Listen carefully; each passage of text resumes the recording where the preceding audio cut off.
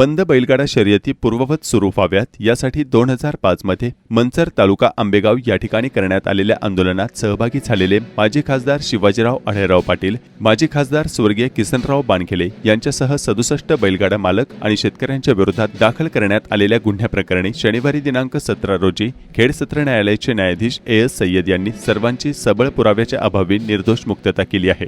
या निकालामुळे तब्बल 20 वर्षांनंतर न्याय मिळाल्याची भावना व्यक्त करत अढळराव पाटील, बैलगाडा मालक व शेतकऱ्यांनी पेढे वाटून आनंदोत्सव साजरा केला।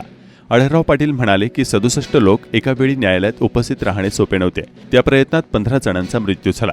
शनिवारी न्यायालयाने सर्वांची ओळखपत्र घेऊन निकाल दिला। खासदार डॉक्टर अमोल कोल्हे यांचे नाव न घेता अढळराव पाटील यांनी अप्रत्यक्ष टीका करत म्हटले की घोड्यावर बसून अनेकांनी दावे केले की माझ्यामुळे बैलगाडा शर्यती सुरू झाल्या, पण त्यात अजिबात तथ्य नाही। कोणाचा किती त्याग आहे हे जनतेला माहिती आहे। उच्च न्यायालय आणि प्रशासनाने बैलगाडा शर्यतींना परवानगी दिली आहे, मात्र सध्या या शर्यती बाजारूपणाकडे जात आहेत। नियमांची पायमल्ली होत आहे। शर्यतीच्या ठिकाणी रुग्णवाहिक पशुवैद्यकीय अधिकारी असणे बंधनकारक आहे। देवांच्या यात्रा आणि उत्सवाच्या ऐवजी वाढदिवसानिमित्त शर्यती भरवल्या जातात। प्रशासनाचे दुर्लक्ष सुरू आहे।